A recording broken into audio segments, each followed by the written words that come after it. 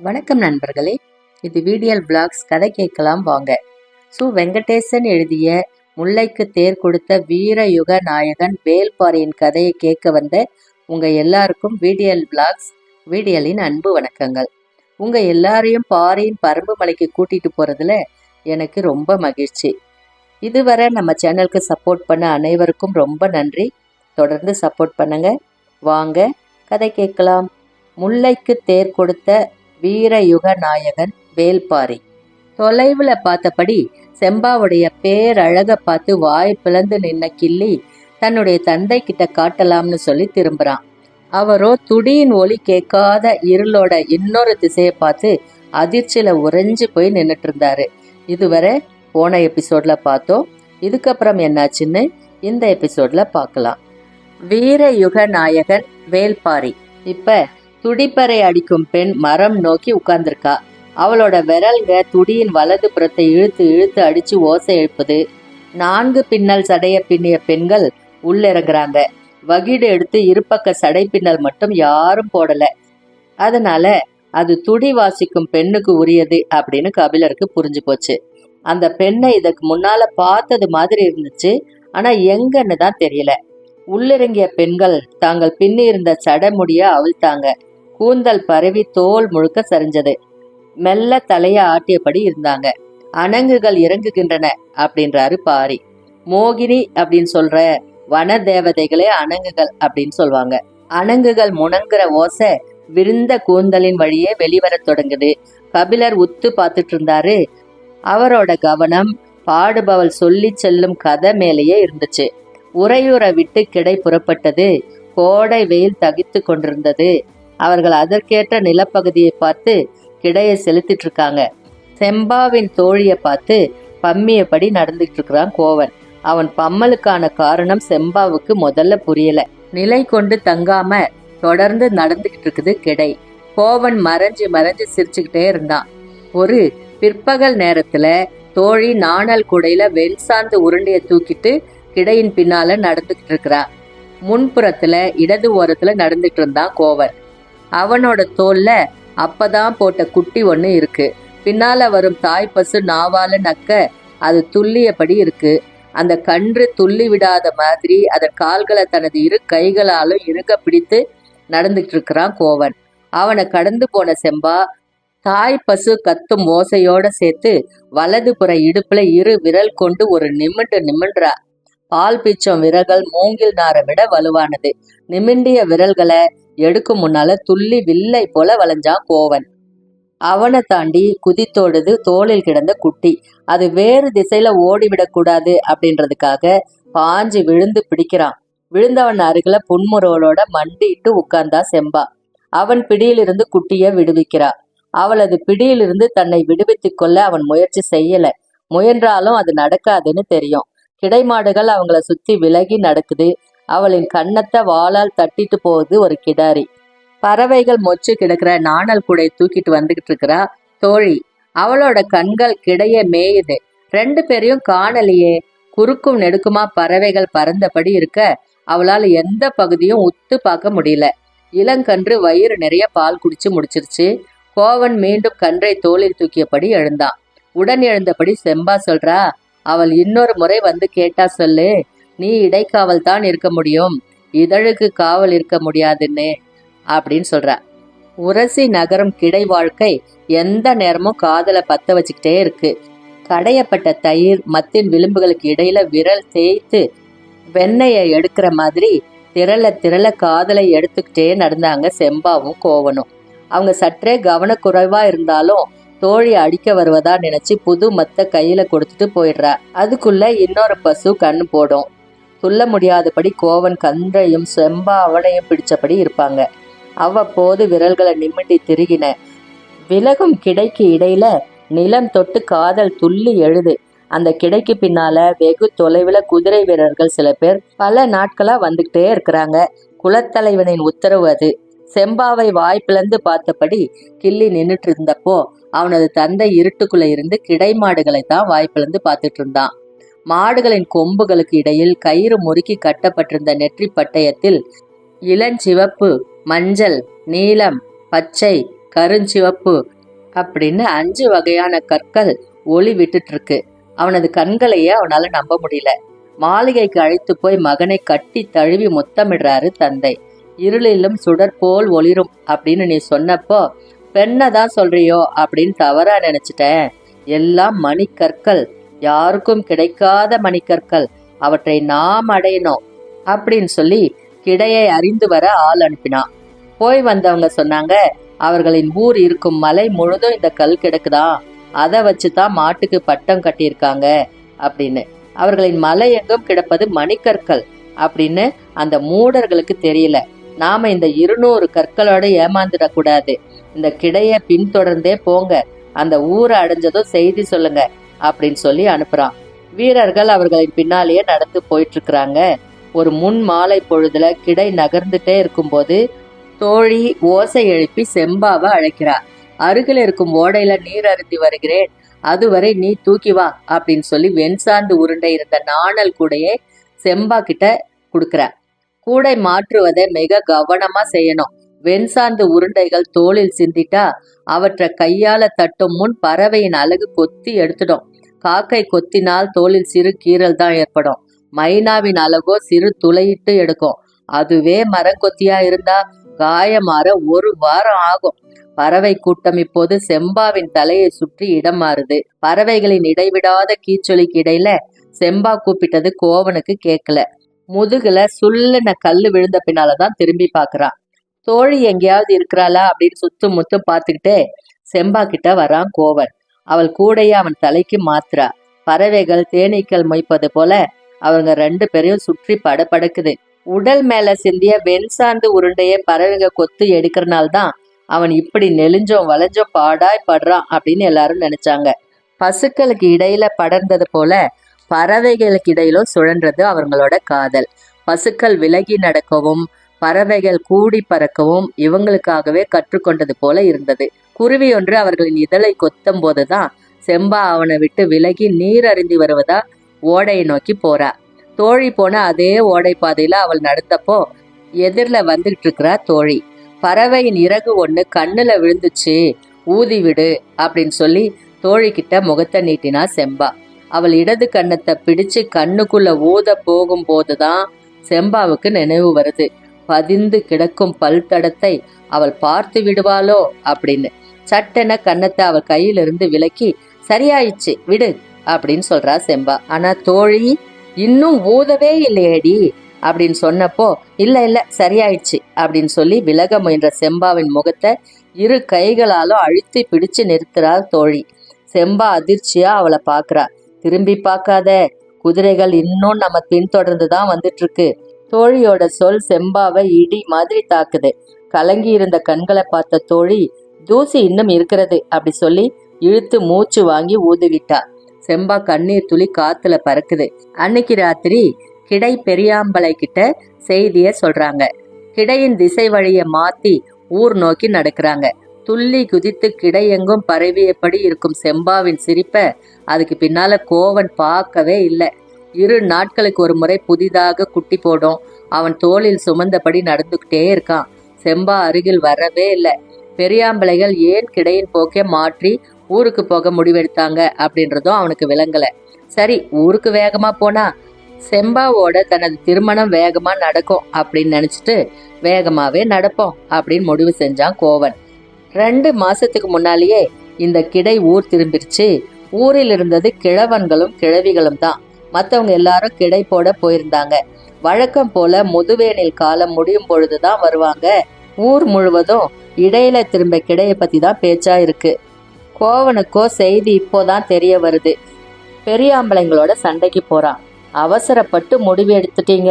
அவங்க இப்போ செம்பாவை தூக்க ஊருக்கு படை திரட்டி வந்தா என்ன செய்யறது?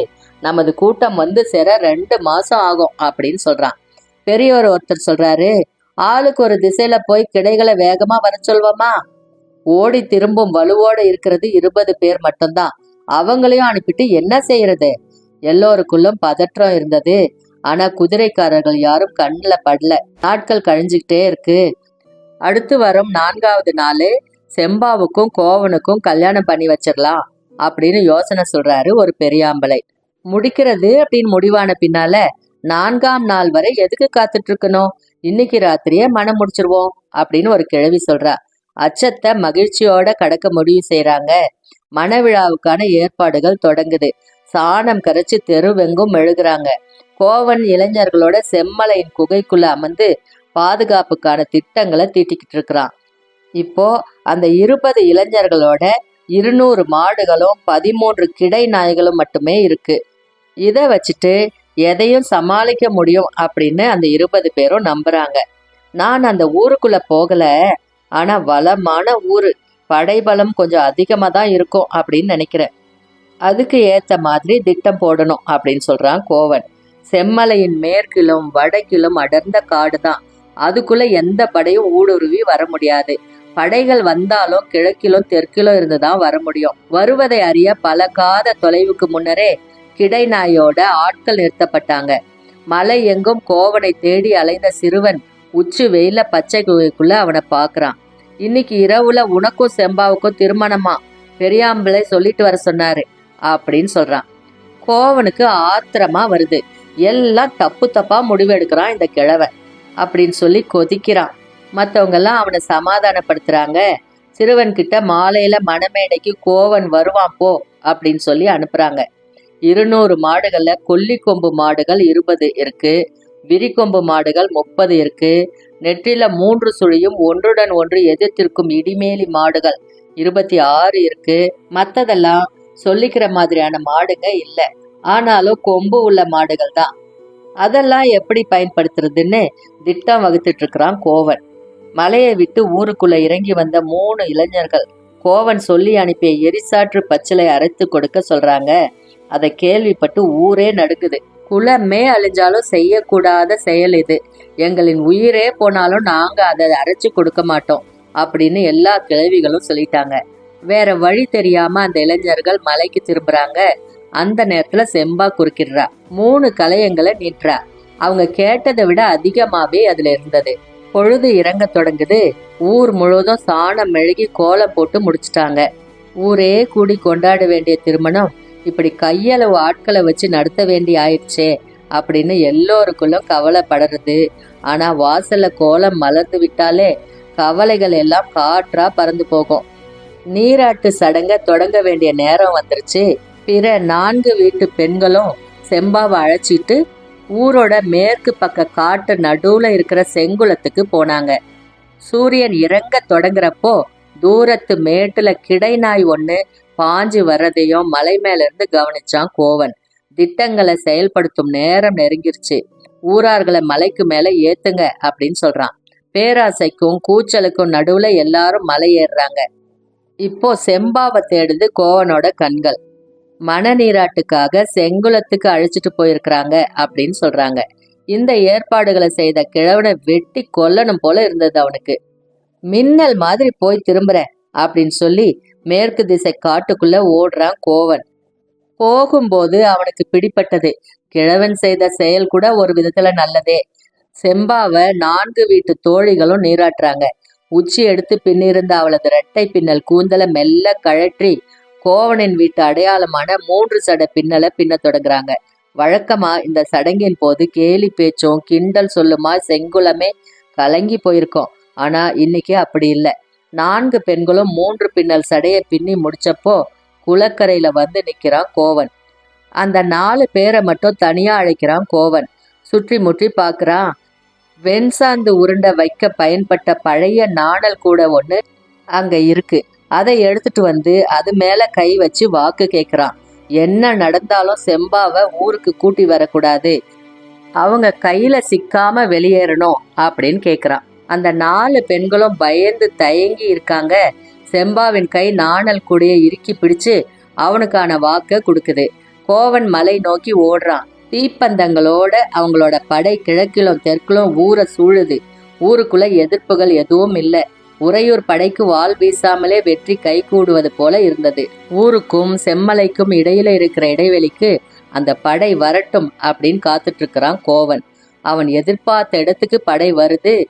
கொம்பின் உச்சி முனை வால் போல் மடித்து நீட்டியபடி இருக்கிற கொல்லிக்கொம்பு மாடுகளை 2 திசைகளுக்கும் 10 அப்படின்னு பிரித்து கோவன் அவற்றின் மூக்கில் பச்சிலைய வச்சு நுழைச்சு கயிறுகளை உருவி விட சைகை செய்யறான். உத்து பார்த்தா தீ நிறத்துல இருக்கிற அவற்றோட கண்கள் பச்சிலை சாறு மூக்குல ஏறின உடனே கண்ணுல பட்ட தீப்பந்தங்களை எல்லாத்தையும் குத்தி கிழிச்சுக்கிட்டு நுழையுது. இடதும் வலதும் இரு கைகளை விரிச்சது மாதிரி இருக்கிற கொம்புகள் விரிந்து கிடக்கும் விரிக்கொம்பு மாடுகள் 30 உள்ளிறங்குது.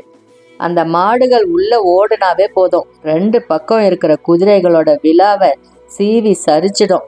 பச்சிலை உருடைய இரு காதுகளுக்குள்ள திணிச்ச பின்னால தலையை மறுத்து மறுத்து ஆட்டி ஆவேசத்தோட உள்ளிறங்குது.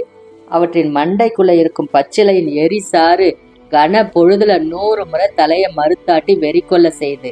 மீதி இருக்கும் 100க்கும் மேற்பட்ட மாடுகள் எல்லாம் சிறப்பு தகுதியற்ற மாடுகள் தான். ஆனா கொம்பு உள்ளவை. அது ஒண்ணு போதும், பிற மாடுகளை விட வலிமையாக அவற்றை பயன்படுத்த முடியும் அப்படின்னு கோவனுக்கு தெரியும். மாடுகளோட நிலை கொள்ளாத சீற்றம் குதிரைகளை கலங்கடிக்குது. தாவி சரிந்து உள்நுழைந்தன மாடுகள். ஊருக்குள் பட்டி போட்டு அடைக்கப்பட்டிருந்தன கிடை நாய்கள். நாக்க மடிச்சு சீல்க அடிச்சு ஒரு கிழவன் பட்டியை திறந்து விடுறான். பெரும் குறைப்பொலியோட குதிரைகளின் பின்னங்கால் சப்பை மீது பாய்ஞ்சிட்டு இருக்கு அந்த நாய்ங்க. உறையூர் படைக்கு என்ன நடக்கிறது அப்படின்னு புரியல.